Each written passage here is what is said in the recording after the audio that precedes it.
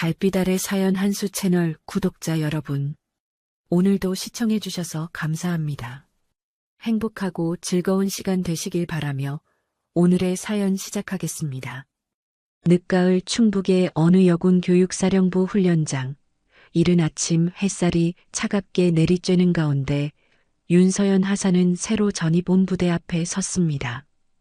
군화끈을 단단히 묶으며 심호흡을 했지만 가슴속 불안감은 쉽게 가라앉지 않았어요. 707 특임단 출신이라는 이력은 보통 군인들 사이에서 존경의 대상이 되곤 하지만 이곳 분위기는 확연히 달랐습니다. 행정병들의 눈빛은 어딘가 경계하는 듯했고 선임 장교들은 서연을 힐끗힐끗 쳐다보며 수군거렸죠. 복도를 지날 때마다 들려오는 속삭임들, 그리고 갑자기 조용해지는 대화들. 서연은 직감적으로 느꼈습니다. 여기선 자신의 경력이 오히려 족쇄가 될 거라는 걸요. 오전 9시 회의실 문이 열리고 중령 이하정이 들어왔어요. 40대 중반의 그녀는 여성 최초라는 타이틀을 여러 개 가진 인물이었습니다. 여성 최초 공수 교육 이수, 여성 최초 해외 파병 지휘관, 여성 최초 작전 참모. 하지만 그 영광은 이미 오래전 일이었고 세월이 지나며 빛이 발해 있었죠. 무엇보다 최근 몇 년간 후배 여군들이 더 화려한 경력을 쌓아가는 모습을 지켜보며 이하정의 마음속엔 질투와 불안이 자리 잡았습니다. 그녀의 눈빛엔 새로운 인재에 대한 경계심과 적개심만이 가득했어요. 이하정은 서연을 위아래로 천천히 훑어보더니 입꼬리를 비틀며 비웃듯 말했습니다. 707이 뭐 대단한 줄 알아? 거긴 남자들 덕에 돌아가는 데야. 솔직히 말해봐. 넌 그냥 거기 끼어있던 보너스 요원 아니야? 여자 한 명 있으면 언론에서 좋아하잖아. 회의실 안이 순간 얼어붙었어요. 몇몇 하사들이 당황한 표정으로 이하정을 바라봤지만 아무도 감히 말리지 못했습니다. 대위 한 명이 조심스럽게 입을 열려다가도 이하정의 날카로운 시선에 다시 입을 다물었죠. 서연은 주먹을 쥐었다 폈다를 반복하며 침묵을 지켰어요. 턱끝이 파르르 떨렸지만 꾹 참았습니다. 여기서 반박하면 더 큰 문제가 될 거라는 걸 본능적으로 알았거든요. 707에서 배운 건 전투 기술만이 아니었습니다. 언제 참고 언제 맞서야 하는지 그 타이밍을 아는 것도 생존 기술이었죠. 이하정은 만족스러운 듯 고개를 끄덕이더니 서연에게 특임 단식 체력 훈련 시범을 보이라고 명령했습니다. 무릎으로 모래밭을 기어오르고 방독면을 쓴 채 5km 구보를 뛰고 눈을 감은 상태에서 3분 안에 총기를 분해 후 재조립하라는 비상식적인 요구였어요. 주변 장교들이 조심스럽게 말렸습니다. 중령님, 이건 너무 과한 것 같습니다. 적응 기간도 필요하고요. 하지만 이하정은 손을 휘저으며 웃었어요. 과해? 특임단 출신이라며? 이 정도도 못 버티면 707 출신이라 말하지 마. 거기선 오빠들이 대신 다 해줬을 테니까. 훈련장 한쪽에서 몇몇이 낄낄대며 웃음을 터뜨렸습니다. 서연은 이를 악물고 명령대로 움직였어요. 모래밭에 무릎을 대고 기어오르기 시작했죠. 날카로운 모래알갱이들이 무릎을 파고들었고 곧 군복 바지에 붉은 핏자국이 번지기 시작했습니다. 손바닥도 마찬가지였어요. 방독면을 쓰고 뛸 땐 숨이 제대로 쉬어지지 않아 폐가 타는 듯 했죠. 그래도 서연은 멈추지 않았습니다. 쓰러지면 진다는 생각뿐이었어요. 하지만 이하정은 만족하지 않았습니다. 훈련이 끝나고 서연이 무릎을 짚고 헐떡이고 있을 때 그녀는 다가와 서연의 머리채를 움켜잡았어요. 주변 사람들이 깜짝 놀라 뒤로 물러섰습니다. 이하정은 서연의 귀에 대고 낮게 속삭였죠. 너 언니가 별 많은 집안이지? 707 특임단 중령이라던데? 그런 집안 애들이 제일 군을 썩게 만들어. 줄 하나면 다 되는 줄 알잖아. 너희들은. 그 순간 서연의 시야가 흐려졌습니다. 갑작스러운 두통이 뒤통수를 강타했고 속이 뒤집히는 느낌이 물밀듯 밀려왔어요. 귀에선 이명이 울렸고 다리에 힘이 풀렸습니다. 서연은 그대로 훈련장 바닥에 쓰러졌어요. 주변이 소란스러워졌지만 이하정은 태연하게 팔짱을 끼고 말했죠. 과호흡이네. 역시 실전 경험 없으면 이 정도야. 의무대 데려가. 그날 밤 부대 행정실에서 작성된 보고서엔 단 한 줄만 적혀 있었습니다. 심리적 과호흡으로 인한 일시적 실신, 특이사항 없음. 외상에 대한 언급은 단 한 글자도 없었어요. 의료대는 단순 실신으로 분류했고 상급 부대로의 보고는 생략됐습니다. 서연의 몸에 남은 멍과 상처, 갈비뼈의 미세한 금, 어깨의 타박상은 그렇게 공식 기록 밖으로 사라졌죠. 새벽 2시 수도병원 응급실 복도엔 차가운 형광등 불빛만이 깜빡이고 있었습니다. 긴급 이송된 윤서연은 중환자실로 옮겨졌고 담당 군의관 최가영 소령은 서연의 상태를 확인하며 미간을 찌푸렸어요. 겉으로 보기엔 단순 실신처럼 보였지만 자세히 살펴보니 상황은 심각했습니다. 머리 뒤쪽엔 타박상이 선명했고 어깨와 갈비뼈 부위엔 강한 외력에 의한 손상 흔적이 역력했죠. 무릎과 손바닥은 피범벅이었고 몇몇 부위는 이미 감염 징후까지 보이기 시작했어요. 최가영은 조심스럽게 휴대폰을 꺼내 상처 부위를 사진으로 찍어뒀습니다. 군의관으로서 10년을 근무하며 봐온 수많은 훈련 부상들과는 명백히 달랐거든요. 이건 훈련 중 발생한 사고가 아니라 누군가의 의도적인 가혹행위였습니다. 사진을 저장하고 보고서를 작성하려는 순간 가영의 휴대폰이 울렸어요. 모르는 번호였지만 발신지는 국방부 인사감찰실이었죠. 최가영 소령이죠? 목소리는 차갑고 단호했습니다. 예, 맞습니다만. 윤서연 하사건으로 전화드렸어요. 보고서 작성 중이시죠? 거기에 외상이란 단어는 쓰지 마세요. 그냥 훈련 중 탈진으로 정리하시면 됩니다. 알아들으셨죠? 가영은 순간 말문이 막혔습니다. 의사로서의 양심과 군인으로서의 의무 사이에서 갈등이 일었어요. 하지만 상대는 국방부 감찰실, 거부하면 자신의 군 생활에도 타격이 올 게 분명했죠. 알겠습니다. 전화를 끊은 가영은 고개를 숙인 채 한참을 서 있었습니다. 그러다 조용히 결심했어요. 공식 보고서는 지시대로 작성하되 찍어둔 사진 원본은 별도로 보관하기로요. 언젠가 진실이 밝혀져야 할 때가 올 테니까요. 같은 시각 경기도 모 특임단 훈련장. 윤명의 중령은 야간 침투 훈련을 막 마치고 돌아오는 길이었습니다. 위장크림을 지우며 숙소로 향하던 중 휴대폰에 낯선 번호로 전화가 걸려왔어요. 수도병원 간호사였습니다. 목소리는 떨리고 있었죠. 저기, 윤명의 중령님 맞으시죠? 맞는데 누구시죠? 수도병원 중환자실입니다. 윤서연 하사님과 관계가 어떻게 되시나요? 명희는 걸음을 멈췄습니다. 심장이 쿵 내려앉는 느낌이었어요. 제 동생인데요. 무슨 일입니까? 지금 중환자실에 계십니다. 상태가 좋지 않아서요. 의식은 있습니까? 간호사의 목소리가 더욱 낮아졌습니다. 없습니다. 그리고 중령님, 이건 제가 개인적으로 드리는 말씀인데 몸 상태가 단순 훈련 사고로 보이진 않습니다. 명희는 몇 초간 침묵했습니다. 그녀의 머릿속엔 수많은 생각이 스쳐 지나갔어요. 동생 서연이 707에 들어올 때부터 걱정했던 일들, 여군으로서 겪을 수밖에 없는 차별과 편견들, 가리고 자신도 겪었던 부당한 대우들. 하지만 이번엔 달랐습니다. 이건 그냥 넘어갈 수 있는 일이 아니었어요. 알겠습니다.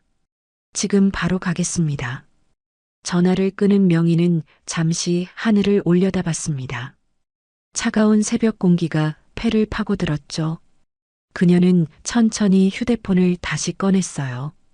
일반 연락망이 아니라 가족단체 대화방을 열었습니다. 화면 상단엔 대화방 이름이 떠 있었죠. 별들의 모임. 그 안엔 어머니 윤정옥 대장을 비롯해 이모, 고모, 사촌 언니들까지 총 13개의 별을 가진 가족들이 있었습니다. 명희는 잠시 망설이다가 메시지를 입력했어요. 여러분, 긴급 상황입니다. 서연이가 다쳤습니다. 중환자실에 있어요.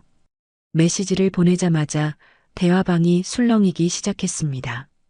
질문들이 쏟아졌죠. 무슨 일이야? 어디서? 훈련 중? 그 상태는 어때? 명희는 한 글자 한 글자 신중하게 입력했습니다. 아직 정확히 파악 중입니다. 하지만 이번엔 가족의 일이 아니라 군의 문제인 것 같습니다. 그 메시지가 전송되는 순간 대한민국 군 내부의 권력 지형이 움직이기 시작했어요. 13개의 별이 동시에 움직인다는 건 군 역사상 유례없는 일이었습니다. 국방부 본관 당직실에선 이상 징후를 감지했고 여러 부대에서 보안 등급이 상향 조정됐죠. 누군가 큰일이 터질 거라는 걸 직감하기 시작했습니다. 명희는 전투복을 급히 벗고 사복으로 갈아입었어요. 차 키를 집어들고 밖으로 나서며 그녀는 다짐했습니다. 이번엔 절대 그냥 넘어가지 않겠다고요. 동생을 이렇게 만든 사람이 누구든 어떤 계급을 달고 있든 반드시 책임을 묻겠다고요. 군화 소리가 복도에 울려 퍼지며 명희는 어둠 속으로 사라졌습니다. 새벽 4시 수도병원 주차장에 검은색 승용차 한 대가 급히 들어섰습니다. 윤명의 중령은 차에서 내리자마자 응급실 쪽으로 뛰어갔어요. 사복 차림이었지만 그녀의 걸음걸이와 눈빛엔 군인 특유의 날카로움이 배어 있었죠. 응급실 입구를 지키던 보안병이 가로막으며 말했습니다. 민간인 출입 제한 구역입니다. 명희는 말없이 신분증을 꺼내 보여줬어요.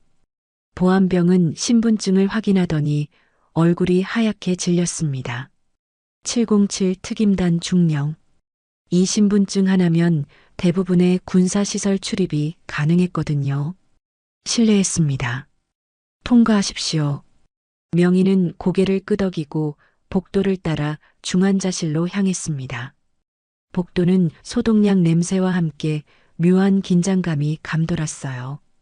간호사 스테이션을 지나 중환자실 앞에 도착했을 때 최가영 소령이 차트를 들고 서 있었습니다. 그녀는 명희를 보자마자 알아봤어요. 서연과 닮은 얼굴이었으니까요. 윤명의 중령님이시죠? 맞습니다. 제 동생 상태가 어떻습니까? 가영은 주변을 둘러보더니 목소리를 낮췄습니다. 일단 안으로 들어가시죠. 여기서 얘기하긴 그렇습니다. 중환자실 문이 열리고 명희는 산소 마스크를 낀 채 누워있는 서연을 봤습니다. 창백한 얼굴, 붕대로 감긴 머리, 멍이 든 어깨. 명희는 침대 옆으로 다가가 서연의 손을 조심스럽게 잡았어요. 차가웠습니다. 평소 따뜻했던 동생의 손이 얼음장처럼 차가웠죠. 누구 짓입니까? 명희의 목소리는 낮았지만 그 안엔 억눌린 분노가 가득했습니다. 가영은 차트를 명희에게 건네며 말했어요. 공식 기록상으론 훈련 중 탈진입니다. 하지만 가영은 휴대폰을 꺼내 저장해둔 사진들을 보여줬습니다. 멍든 어깨, 찢어진 손바닥, 갈비뼈 부위의 타박상. 명희는 사진 하나하나를 자세히 들여다봤어요. 군 생활 15년 동안 수없이 봐온 부상들이었지만 이건 달랐습니다. 이건 훈련이 아니라 폭행이었죠. 중령 이하정입니다. 여군 교육사령부 인사교육과장이에요. 제가 보고를 올리려 했지만 윗선에서 막았습니다. 국방부 감찰실에서 직접 전화가 왔어요. 명희의 눈빛이 싸늘하게 변했습니다. 그녀는 휴대폰을 꺼내 번호를 눌렀어요.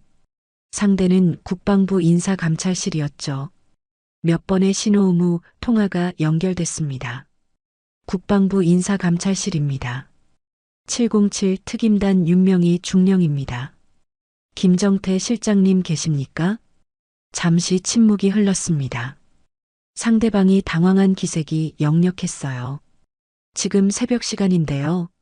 알고 있습니다. 그래서 묻는 겁니다. 계십니까? 없습니까? 잠시만요. 몇 초 후 거친 목소리가 들려왔습니다. 김정태 실장이었어요. 윤중령, 이 시간에 무슨 일인가? 오늘 오전 9시까지 관련자 전원 대기시켜 주십시오. 윤서연 하사건입니다. 무슨 소리인가? 그건 이미 처리된 사안이야. 단순 훈련 중 탈진으로. 명희는 차갑게 말을 끊었습니다. 처리됐다고요? 제 동생이 지금 중환자실에 누워 있는데 그게 처리된 겁니까? 실장님, 오전 9시까지 관계자 전원 출석시키십시오. 미이행 씨, 저는 상급 부대 통해 직접 보고하겠습니다. 그리고 그때는 별 13개 이름으로 보고가 올라갈 겁니다. 전화기 너머로 헛기침 소리가 들렸어요. 김정태는 잠시 망설이다가 말했습니다. 알겠네. 9시까지 대기시키지. 통화가 끊어졌습니다. 명희는 휴대폰을 주머니에 넣고 가영을 바라봤어요. 소령님, 찍어두신 사진 원본 저한테 보내주시겠습니까? 물론입니다. 하지만 중령님, 이거 잘못하면 중령님도 위험해지실 수 있어요. 명희는 쓸쓸히 웃었습니다. 위험? 저는 이미 위험한 곳에서 15년을 살아왔습니다. 동생 하나 지키지 못하면서 무슨 특임단입니까? 그 순간 명희의 휴대폰에 메시지가 쏟아지기 시작했어요. 가족단체 대화방이었습니다. 어머니 윤정옥 대장부터 시작해서 이모들, 고모, 사촌 언니들까지 모두 메시지를 보내고 있었죠. 명희야, 무슨 일인지 자세히 말해줘. 서연이 상태는? 필요한 게 있으면 말해. 명희는 잠시 화면을 들여다보다가 간단히 답장을 보냈습니다. 지금 병원입니다. 상태 파악 후 연락드리겠습니다. 하지만 한 가지는 확실합니다. 이번엔 조용히 넘어갈 일이 아닙니다. 메시지를 보내고 명희는 다시 서연의 손을 잡았어요. 동생의 차가운 손을 감싸주며 그녀는 조용히 속삭였습니다. 서연아, 언니가 왔어. 너 이렇게 만든 사람들 절대 그냥 안 둘 거야. 약속할게. 창밖으론 동이 트기 시작했습니다. 새벽의 어둠이 걷히고 희미한 햇살이 병실을 비추기 시작했어요. 하지만 명희의 마음속엔 어둠보다 더 깊은 분노가 타오르고 있었습니다. 이건 단순히 동생을 괴롭힌 사람에 대한 복수가 아니었어요. 이건 군 내부에 뿌리 깊이 박혀 있는 부조리와 은폐 시스템에 대한 전쟁 선포였습니다. 오전 10시 충북 여군 교육사령부 본관 앞에 검은색 승용차가 멈춰 섰습니다. 윤명희 중령이 차에서 내렸어요. 이번엔 사복이 아니라 완전 군장 전투복 차림이었습니다. 가슴엔 707 특임단 마크가 선명했고 어깨엔 중령 계급장이 빛나고 있었죠. 정문을 지키던 보초병들이 깜짝 놀라 경례를 붙였습니다. 특임단 중령이 여군 사령부에 나타난 건 이례적인 일이었거든요. 707 특임단 윤명희의 중령, 인사교육과장 면담건으로 왔습니다. 예, 알겠습니다. 보초병은 급히 내선 전화를 걸었어요. 본관 내부가 순식간에 술렁이기 시작했습니다. 행정병들이 복도에서 수군거렸고 장교들은 회의실로 모여들었죠. 명희는 천천히 복도를 걸으며 주변을 둘러봤습니다. 벽에 붙은 훈련 일정표, 게시판의 표창장들, 그리고 복도 끝에 걸린 여군 최초 타이틀들. 그 중심엔 이하정의 사진이 여러 장 있었어요. 2층 회의실 문을 열자 이하정이 테이블 끝에 앉아 있었습니다. 그녀는 여유로운 표정으로 커피를 마시고 있었어요. 주변엔 몇몇 참모들이 긴장한 얼굴로 서 있었죠.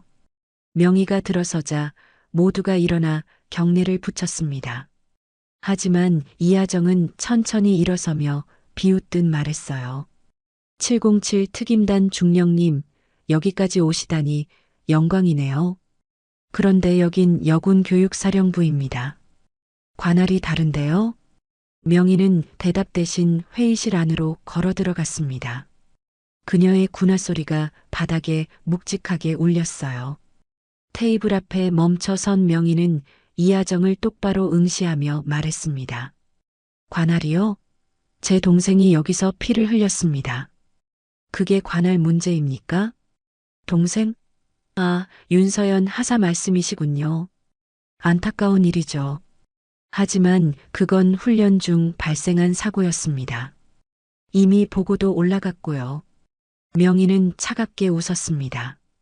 그 웃음엔 조롱과 분노가 섞여 있었어요. 사고라고요? 중령님, 저는 지금 예의를 차려 여쭙고 있는 겁니다. 훈련장 CCTV 영상 기록 제출해 주십시오. 이하정의 표정이 미묘하게 굳었습니다. 하지만 곧 태연함을 되찾으며 말했어요. 아쉽지만 그날은 카메라 점검 중이었습니다. 영상이 없어요. 점검 중이었다고요? 명희는 주머니에서 휴대폰을 꺼냈습니다. 화면을 켜서 이하정에게 보여줬어요. 최가영이 보내준 사진들이었습니다. 멍든 어깨, 피로 범벅된 손바닥, 갈비뼈 타박상, 그리고 머리 뒤편의 상처. 회의실 안이 순간 조용해졌어요. 참모들이 사진을 힐끗힐끗 쳐다보며 얼굴을 굳혔습니다. 이것도 훈련 중 사고입니까?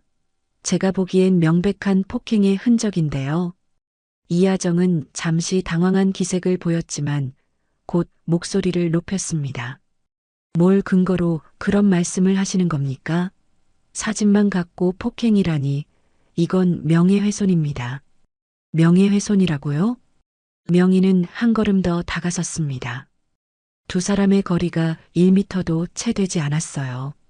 중령님, 군에서 15년 이상 근무하셨으면 이게 훈련 부상인지 폭행 흔적인지 구별 못 하시겠습니까? 아니면 일부러 모르는 척 하시는 겁니까? 이하정의 얼굴이 붉어졌습니다. 그녀는 자리에서 벌떡 일어나며 소리쳤어요. 당신 지금 선임 장교한테 어떻게 말하는 거야? 별 많은 집안이라고 다 정의로운 건 아니야. 그딴 권력으로 나를 짓누르려고 하지 마. 회의실 안의 공기가 얼어붙었습니다. 참모들은 숨소리조차 내지 못했어요. 명희는 표정 하나 변하지 않고 조용히 말했습니다. 권력이라고 하셨나요? 전 권력으로 중령님을 누르려는 게 아닙니다. 진실로 누르는 겁니다. 명희는 천천히 이하정에게 다가갔어요. 그녀의 눈빛은 얼음처럼 차가웠습니다. 지금부터 중령님은 구속 대기자입니다. 국방부 감찰실 조사가 시작될 때까지 외부 출입 금지, 통신 제한 조치가 내려질 겁니다. 뭐라고? 당신이 무슨 권한으로? 제 권한이 아닙니다. 명희는 휴대폰을 다시 꺼내 화면을 보여줬습니다. 국방부 감찰실에서 보낸 공문이었어요. 이하정에 대한 직무정지 및 조사 명령서였죠. 이미 위에서 결정이 났습니다. 그리고 명희는 이하정의 어깨에 손을 올렸습니다. 그리고는 천천히 중령 계급장을 떼어냈어요.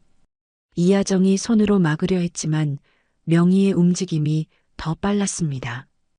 은색 무궁화 계급장이 손바닥 위에 놓였죠. 이 계급장은 제가 보관하겠습니다. 조사가 끝나고 결백이 증명되면 돌려드리죠. 하지만 그럴 일은 없을 겁니다. 이하정의 얼굴이 새하얗게 질렸습니다. 그녀는 비틀거리며 의자에 주저앉았어요. 입술이 파르르 떨렸지만 아무 말도 나오지 않았습니다. 주변 참모들은 고개를 숙인 채 아무도 그녀를 거들지 않았어요. 이미 싸움은 끝난 거였습니다. 명희는 계급장을 주머니에 넣고 회의실을 나섰습니다. 복도를 걸으며 그녀는 휴대폰을 꺼내 메시지를 보냈어요. 가족단체 대화방이었습니다. 1차 조치 완료했습니다. 이제 본격적인 조사가 시작될 겁니다. 메시지를 보내고 명희는 건물 밖으로 나왔습니다. 햇살이 눈부셨어요. 하지만 그녀의 표정엔 여전히 긴장감이 서려 있었습니다. 이건 시작일 뿐이었거든요. 진짜 전쟁은 지금부터였습니다. 군 내부의 은폐 시스템, 그 거대한 벽을 무너뜨리는 일. 그건 계급장 하나 떼는 것보다 훨씬 더 어려운 싸움이 될 거였어요. 그날 오후 3시 서울 용산구 국방부 본관 16층 회의실. 평소엔 텅 비어 있는 이곳이 오늘만큼은 긴장감으로 가득 차 있었습니다. 회의실 정면 스크린엔 화상회의 시스템이 작동 중이었고 하나씩 접속자들의 화면이 켜지기 시작했어요. 첫 번째로 나타난 건 윤정옥 대장이었습니다. 삼성 장군, 육군 작전사령부 부사령관. 회색 머리를 단정하게 올린 그녀의 표정은 냉정했지만 눈빛 깊은 곳엔 분노가 타오르고 있었어요. 두 번째로 접속한 건 고모 윤정숙 소장이었습니다. 이성 장군, 국방대학교 교수부장. 그녀는 안경을 고쳤으며 화면을 응시했죠. 세 번째, 네 번째 화면이 차례로 켜졌습니다. 이모 박선희 준장, 사촌 언니 윤지의 준장. 그렇게 하나씩 접속이 이어지며 회의실 스크린은 13개의 화면으로 가득 찼어요. 각 화면마다 별이 달려 있었습니다. 삼성 하나, 이성 둘, 일성 열. 총 13개의 별. 회의실 한쪽 구석엔 윤명희가 서 있었습니다. 그녀는 노트북 앞에서 자료를 정리하고 있었어요. 손이 미세하게 떨렸지만 표정만큼은 단호했습니다. 이건 단순히 동생을 위한 복수가 아니었어요. 이건 군 전체를 향한 경고였습니다. 윤정옥 대장이 먼저 입을 열었습니다. 모두 접속 확인됐나요? 그럼 시작하겠습니다. 명희야, 상황 설명해줘. 명희는 심호흡을 한 번 하고 마이크 앞에 섰습니다. 예, 어머니. 윤서연 하사는 현재 수도병원 중환자실에 입원 중입니다. 공식 기록상으론 훈련 중 탈진이지만 실제론 중령 이하정의 가혹행위로 인한 다발성 외상입니다. 화면 속 장성들의 표정이 굳어졌어요. 윤정숙 소장이 물었습니다. 증거는 확보했나? 예, 군의관이 촬영한 상처 사진과 증언이 있습니다. 다만 CCTV 영상은 삭제된 상태입니다. 박선희 준장이 차갑게 말했습니다. 삭제? 누가 지시했지? 국방부 인사감찰실로 추정됩니다. 김정태 실장이 직접 관여한 정황이 있습니다. 회의실이 잠시 조용해졌습니다. 모두가 사태의 심각성을 깨달은 거였어요. 이건 단순한 개인 간의 폭행 사건이 아니었습니다. 군 조직 차원에서 은폐를 시도한 사건이었죠. 윤정옥 대장이 천천히 말했습니다. 명희야, 내가 지금 하려는 건 위험해. 군 내부의 감찰 시스템을 정면으로 건드리는 거야. 너도 알잖니, 그 시스템은 위에서 명령이 내려와야 움직여. 압니다, 어머니. 명희의 목소리는 떨리지 않았습니다. 하지만 이건 개인의 문제가 아닙니다. 서연이가 당한 일은 빙산의 일각이에요. 얼마나 많은 후임들이 이런 식으로 짓밟히고 침묵 속에 묻혀왔습니까? 이번에 우리가 움직이지 않으면 이 악순환은 영원히 반복될 겁니다. 윤지의 준장이 조심스럽게 말했습니다. 하지만 언니, 우리가 움직이면 군 내부에서 반발이 심할 거야. 특혜 논란도 생길 거고. 압니다. 하지만 그게 두려워서 가만히 있을 순 없어요. 명희는 화면 속 가족들을 하나하나 바라봤습니다. 여러분, 우리가 왜 군복을 입었습니까? 권력 때문입니까? 아니면 정의 때문입니까? 만약 우리가 가진 이 별들이 정의를 지키는 데 쓸 수 없다면 이 별들은 아무 의미가 없습니다. 회의실에 무거운 침묵이 흘렀어요. 스크린 속 장성들은 각자 생각에 잠긴 표정이었습니다. 그들도 알고 있었어요. 명희의 말이 옳다는 걸. 하지만 동시에 이 결정이 가져올 파장도 충분히 이해하고 있었죠. 윤정옥 대장이 천천히 고개를 들었습니다. 그녀의 눈빛엔 결연함이 서려 있었어요. 좋다. 명의 말이 맞아. 우리가 지금 움직이지 않으면 우리가 단 이 별들은 그저 장식품에 불과해.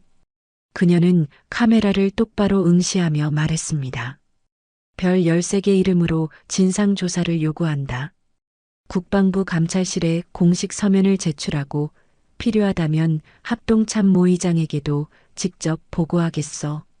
다른 장성들이 하나둘 고개를 끄덕였습니다. 윤정숙 소장이 말했어요. 동의합니다. 이번 사건은 반드시 진실이 밝혀져야 합니다. 박선의 준장도 동의 의사를 밝혔습니다. 저도 동의합니다. 필요하다면 제 부대 법무팀도 지원하겠습니다. 나머지 장성들도 차례로 동의했습니다. 13명 전원이 같은 뜻을 모은 거였어요. 명희는 눈시울이 뜨거워지는 걸 느꼈지만 애써 참았습니다. 지금은 감정에 휩싸일 때가 아니었거든요. 회의가 끝나고 명희는 회의록을 정리했습니다. 그리고 그걸 공식 문서로 만들어 국방부 감찰실로 전송했어요. 파일명은 간단했습니다. 윤서연 하사 가혹행위 사건 진상조사 요구서 장성 13명 연명. 이 문서가 전송되는 순간 국방부 본관 전체가 술렁이기 시작했습니다. 김정태 실장은 자신의 사무실에서 이 문서를 받아봤어요. 모니터를 보던 그의 얼굴이 하얗게 질렸습니다. 손이 덜덜 떨렸죠. 그는 중얼거렸습니다. 이건 쿠데타급이야. 장성 13명이 연명으로 움직이다니. 그는 급히 상급자에게 전화를 걸었습니다. 하지만 돌아온 대답은 냉정했어요. 우리도 어쩔 수 없네. 별 13개가 움직이면 국방부 장관도 함부로 못해. 조사 진행하게. 전화가 끊어졌습니다. 김정태는 의자에 주저앉았어요. 그는 알고 있었습니다. 이제 자신의 자리도 위태롭다는 걸요. 은폐를 시도했던 모든 증거가 곧 드러날 테니까요. 그날 저녁 명희는 병원으로 돌아왔습니다. 서연은 여전히 깨어나지 못한 상태였어요. 명희는 동생의 손을 잡으며 조용히 속삭였습니다. 서연아, 이제 시작이야. 언니가 반드시 정의를 세울게. 사흘 후 국방부 디지털 포렌식 팀은 삭제된 CCTV 영상 복구 작업에 착수했습니다. 하지만 예상보다 상황은 복잡했어요. 여군 교육사령부 서버에서 해당 날짜의 영상이 완전히 삭제됐을 뿐만 아니라 백업 파일까지 모조리 지워진 상태였거든요. 전문가들조차 고개를 저었습니다. 이건 단순 삭제가 아니라 전문적인 데이터 소거 작업이었죠. 복구가 불가능합니다. 3중 덮어쓰기까지 되어 있어서 흔적조차 찾을 수가 없습니다. 포렌식 팀장의 보고를 받은 명희는 입술을 깨물었습니다. 예상했던 일이긴 했지만 막상 확인하니 분노가 치밀어 올랐어요. 누군가 조직적으로 증거를 인멸한 게 분명했습니다. 다른 방법은 없습니까? 글쎄요. 만약 누군가 개인적으로 영상을 빼돌렸거나 다른 저장 장치에 보관했다면 모를까요? 명희는 고개를 끄덕이고 회의실을 나왔습니다. 복도를 걸으며 그녀는 휴대폰을 꺼냈어요. 707 특임단 정보팀에 전화를 걸었습니다. 몇 번의 신호음 후 김태원 대위가 받았죠. 중령님, 김태원입니다. 태원 대위, 긴급건입니다. 여군 교육사령부 내부 네트워크 접근 가능합니까? 김태원은 잠시 침묵했습니다. 명희의 질문이 의미하는 바를 이해한 거였어요. 이건 비공식적인 해킹 작업을 요청하는 거였습니다. 중령님, 그건 알아요. 위험한 일이죠. 하지만 다른 방법이 없습니다. 공식 채널로는 이미 모든 증거가 사라졌어요. 김태원은 한숨을 쉬었습니다. 그와 서연은 같은 기수였어요. 함께 훈련받고 함께 작전을 수행했던 동기였죠. 그는 이미 서연의 상황을 들어 알고 있었습니다. 시도해 보겠습니다. 하지만 시간이 좀 걸릴 겁니다. 고맙습니다, 대위. 전화를 끊은 명희는 창밖을 바라봤습니다. 서울 야경이 눈부시게 펼쳐져 있었지만 그녀의 마음은 어두웠어요. 증거가 없으면 아무리 별이 많아도 소용없었습니다. 진실을 증명할 수 없다면 이하정은 결국 빠져나갈 수 있었죠. 그날 밤 11시 707 특임단 지하 정보실. 김태원 대위와 그의 팀원 3명이 컴퓨터 앞에 앉아 있었습니다. 화면엔 수많은 코드와 네트워크 맵이 펼쳐져 있었어요. 여군 사령부 내부망에 접속했습니다. 좋아, 삭제된 파일 복구부터 시작하자. 하지만 몇 시간의 작업 끝에도 결과는 마찬가지였습니다. 공식 서버의 영상은 완전히 소거됐어요. 김태원은 의자에 기대며 한숨을 쉬었습니다. 역시 안 되는군. 전문가가 지운 게 확실해. 그때 옆자리에 하사 한 명이 뭔가를 발견했어요. 대위님, 잠깐만요. 여기 개인 클라우드 계정 하나가 보입니다. 개인 클라우드? 예, 부대 내부 네트워크에 연결된 개인 계정인데 용량이 꽤 큽니다. 한 50GB 정도 되는데 이게 뭔지 확인해 볼까요? 김태원은 몸을 앞으로 숙였습니다. 해봐. 하사가 몇 번의 명령어를 입력하자 폴더 하나가 열렸습니다. 그 안엔 수십 개의 동영상 파일이 저장되어 있었어요. 날짜별로 정리돼 있었고 그 중엔 문제의 그날 날짜도 포함돼 있었습니다. 이거 훈련장 CCTV 영상 같은데요? 김태원은 심장이 뛰는 걸 느꼈습니다. 그는 급히 해당 파일을 클릭했어요. 영상이 재생됐습니다. 화면엔 여군 교육사령부 훈련장이 보였고 윤서연이 무릎을 꿇고 있는 모습이 나타났죠. 그리고 이하정이 다가와 서연의 머리를 잡는 장면. 소리까지 선명하게 들렸습니다. 너희 집안이 군을 병들게 만들어. 난 그런 피가 싫어. 이하정의 목소리는 분노로 가득 차 있었어요. 그녀는 서연의 머리를 모래밭에 밀어붙이며 계속 소리쳤습니다. 주변 장교들이 말리려 했지만 이하정은 손을 뿌리쳤죠. 영상은 약 10분간 이어졌습니다. 서연이 쓰러지는 순간까지 모든 게 기록돼 있었어요. 이거야. 이게 결정적 증거야. 김태원은 급히 영상을 다운로드했습니다. 그리고 보안 암호화를 걸어 명희에게 전송했어요. 새벽 2시 명희의 휴대폰에 메시지가 도착했습니다.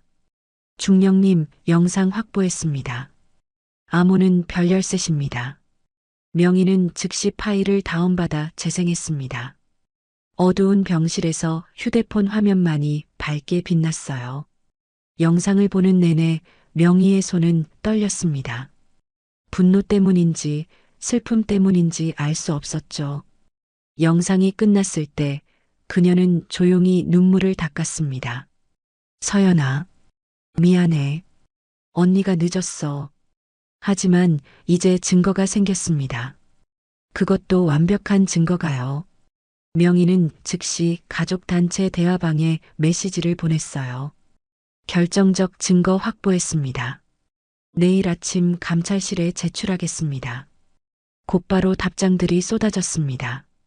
어머니를 비롯한 장성들이 모두 지지 메시지를 보냈죠. 명희는 휴대폰을 내려놓고 서연을 바라봤습니다. 동생은 여전히 깊은 잠에 빠져 있었어요. 다음 날 아침 국방부 감찰실, 김정태 실장은 명희가 제출한 영상 파일을 받아봤습니다. 재생 버튼을 누르는 그의 손이 떨렸어요. 영상을 다 본 그는 고개를 떨어뜨렸습니다. 이제 모든 게 끝이었습니다. 은폐는 실패했고 진실이 드러났죠. 그날 오후 이 영상은 국방부 장성 회의에서 공개됐습니다.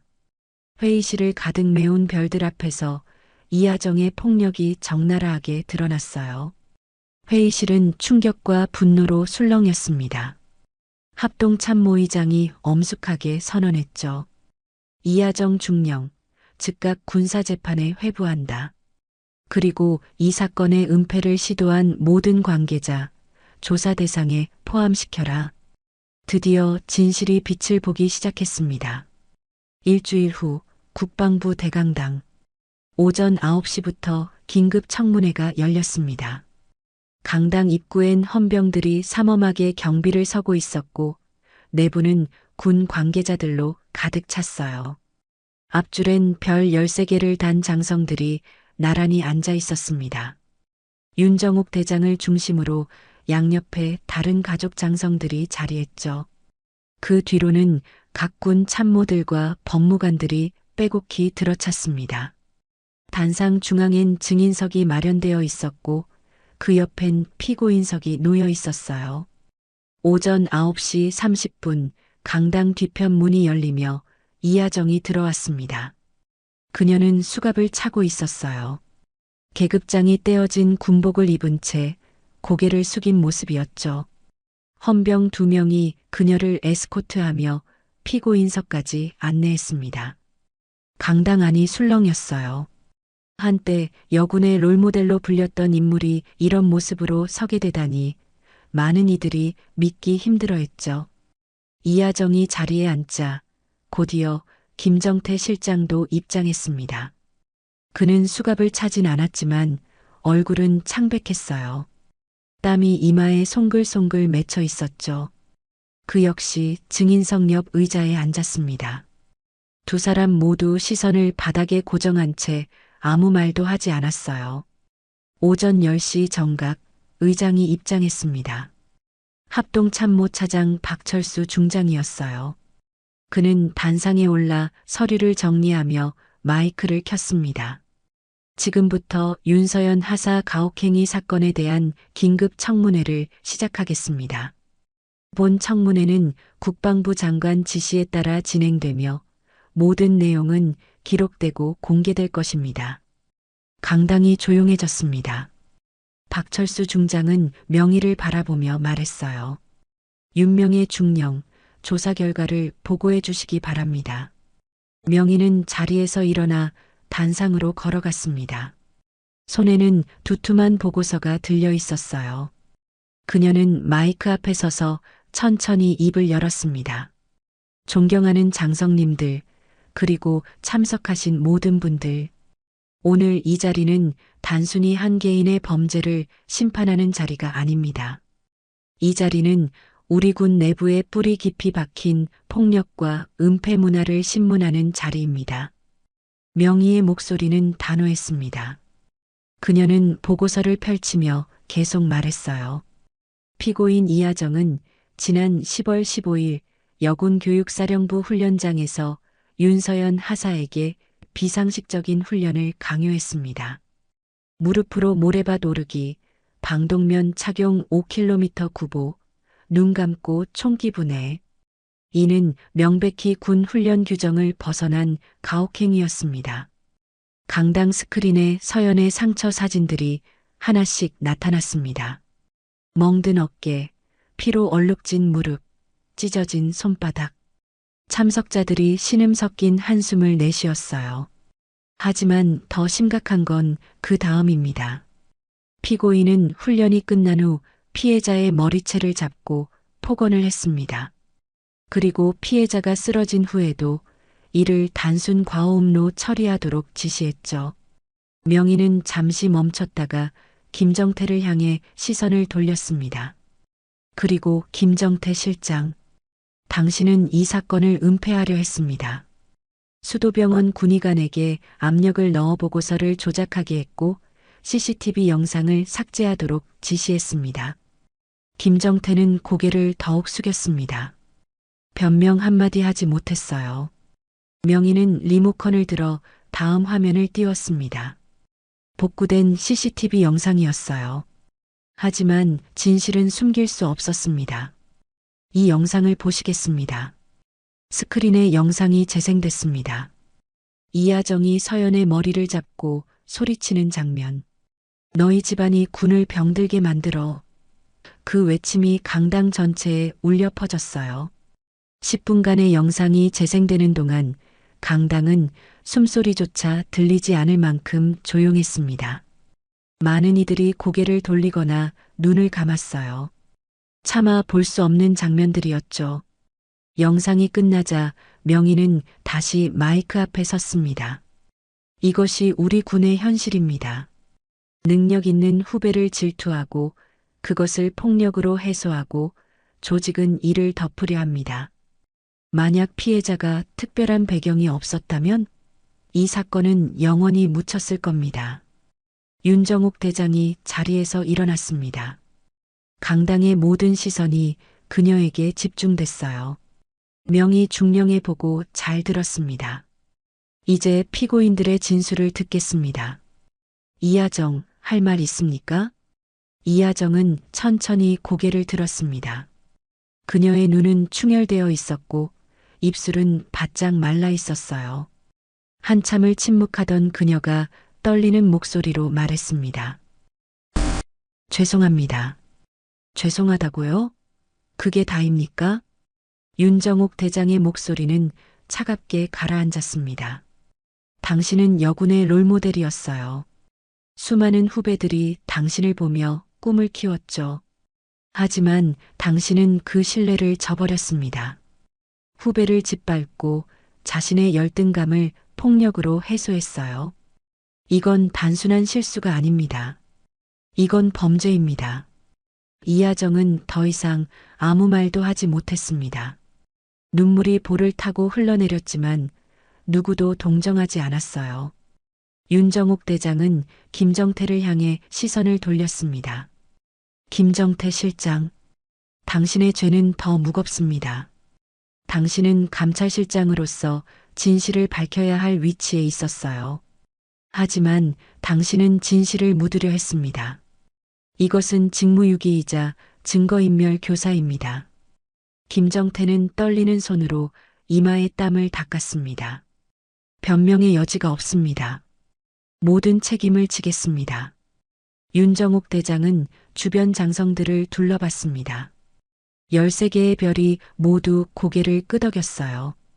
그녀는 다시 앞을 보며 엄숙하게 선언했습니다. 국방부 감찰실장 김정태, 즉각 직무정지 및 군사재판 회부. 이하정 전 중령 군사재판에서 최고형을 구형할 것을 건의합니다. 그리고 그녀는 잠시 숨을 고르고 말했습니다. 윤명의 중령을 본 사건 특별조사단장으로 임명합니다. 유사 사례가 더 있는지 정군 단위로 조사하십시오. 강당에서 박수가 터져 나왔습니다. 하지만 그것은 축하가 아니라 안도와 지지의 박수였어요. 명희는 고개를 숙여 인사했습니다. 그녀의 눈가가 촉촉이 젖어 있었지만 표정만큼은 단호했죠. 청문회가 끝나고 사흘이 지난 어느 오후 수도병원 중환자실에 따뜻한 햇살이 비쳐들었습니다. 창밖으론 가을 단풍이 붉게 물들어 있었어요. 명희는 매일같이 병원을 찾아와 서연 곁을 지켰습니다. 보고서를 작성하다가도 회의를 마치고도 그녀는 어김없이 이곳으로 돌아왔죠. 동생의 손을 잡고 조용히 앉아 있는 시간이 그녀에게는 유일한 휴식이었습니다. 오후 3시쯤 명희는 노트북으로 특별조사단 보고서를 정리하고 있었어요. 정군 단위 조사 결과 유사한 가혹행위 사례가 17건이나 더 발견됐습니다. 대부분 은폐되거나 축소 보고된 것들이었죠.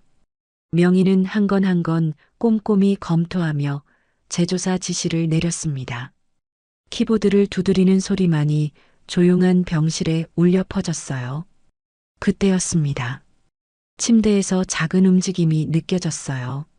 명희는 고개를 들어 서연을 바라봤습니다. 서연의 손가락이 미세하게 움직이고 있었죠. 명희는 노트북을 급히 닫고 침대 곁으로 다가갔습니다. 서연아, 서연아, 들려?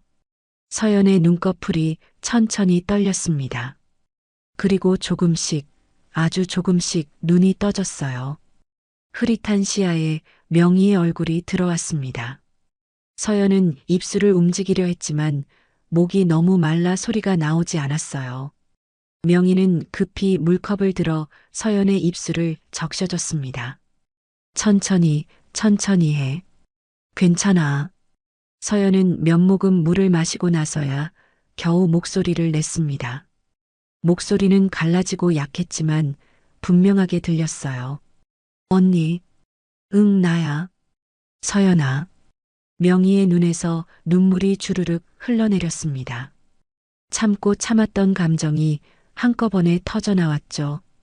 그녀는 서연의 손을 꽉 잡으며 울먹였어요. 정말, 정말 다행이야. 내가 깨어나서. 서연은 천천히 주변을 둘러봤습니다. 낯선 천장, 의료기기들, 그리고 자신의 몸에 연결된 수많은 선들. 기억이 조각조각 되살아났어요. 훈련장, 이하정의 얼굴, 그리고 쓰러지던 순간. 서연은 천천히 말했습니다. 여기가 병원이야? 응, 수도병원이야. 넌 2주일 동안 깨어나지 못했어. 2주일. 서연은 믿기지 않는다는 표정을 지었습니다. 그녀는 명희를 바라보며 조심스럽게 물었어요. 언니, 그때 일은 어떻게 됐어? 명희는 잠시 망설였습니다.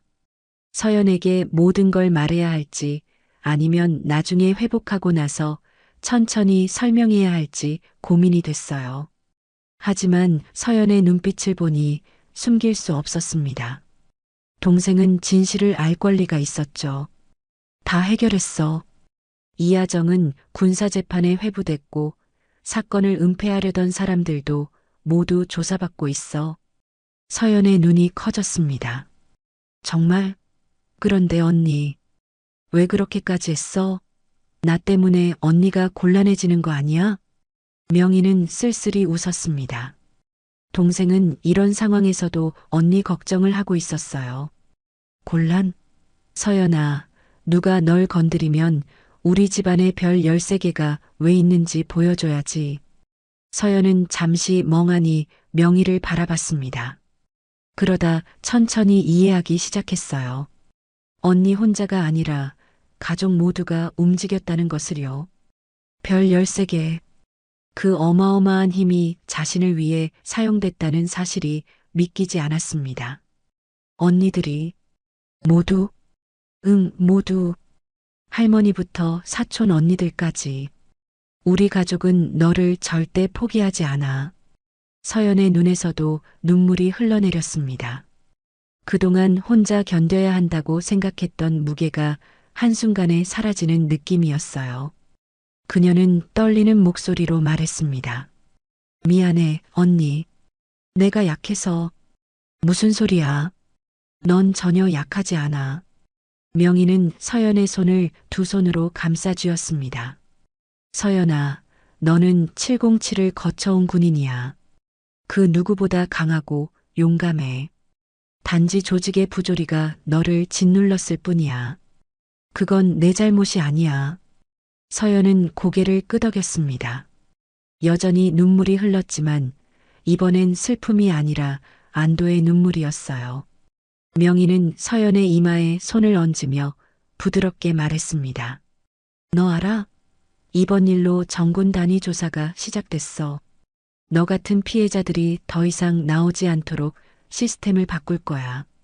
내가 겪은 일이 헛되지 않을 거라고.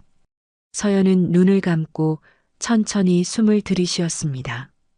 가슴속 깊은 곳에서 뭔가가 풀리는 느낌이었어요. 복수나 분노가 아니라 진짜 변화가 일어나고 있다는 사실이 그녀에게 위로가 됐습니다. 언니, 응?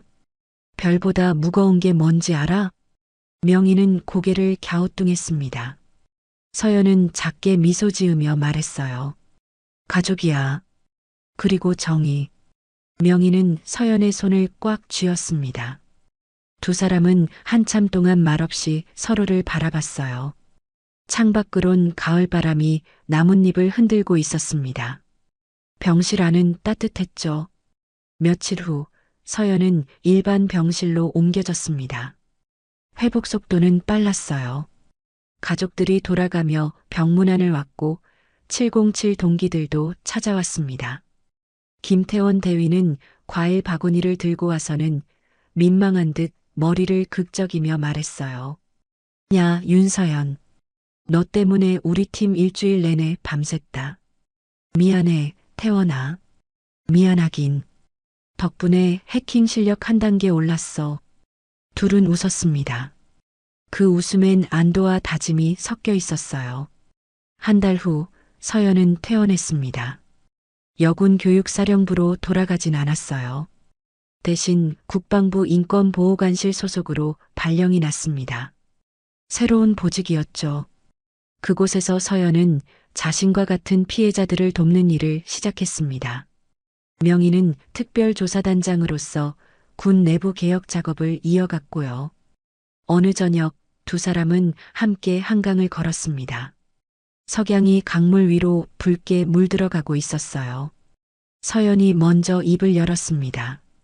언니 고마워. 정말로. 뭐가? 모든 것. 나를 포기하지 않아줘서. 명희는 서연의 어깨를 톡 쳤습니다. 당연한 거 아니야. 우린 자매잖아. 그리고 그녀는 하늘을 올려다봤습니다. 별들이 하나둘 빛나기 시작했어요. 우린 군인이야.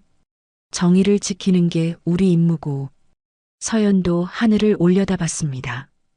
별들은 조용히 하지만 확고하게 빛나고 있었어요.